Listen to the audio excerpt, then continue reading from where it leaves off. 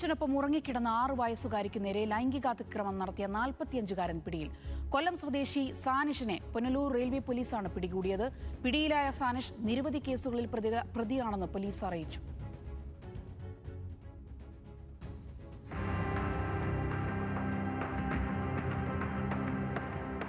കൊല്ലം ചെങ്കോട്ട പാതയിൽ പാലരുവി എക്സ്പ്രസ് തീവണ്ടിയിൽ വെള്ളിയാഴ്ച പുലർച്ചെ 1:30-ഓടെയാണ് അതിക്രമം നടന്നത്. തെങ്കാശിയിൽ നിന്ന് കുടുംബത്തോടൊപ്പം എടത്വാ പള്ളിയിൽ തീർത്ഥാടനം നടത്തി തിരിച്ചു പോകുമ്പോഴാണ് കുട്ടി അതിക്രമത്തിനിരയായത്.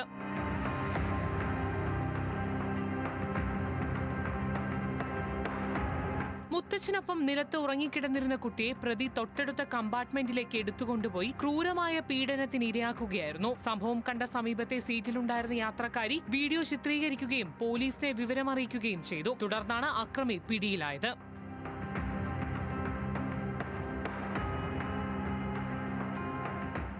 പ്രതിയുടെ പേരിൽ നേരത്തെയും നിരവധി കേസുകളുണ്ടെന്ന് പോലീസ് അറിയിച്ചു. ന്യൂസ് മലയാളം, കൊല്ലം.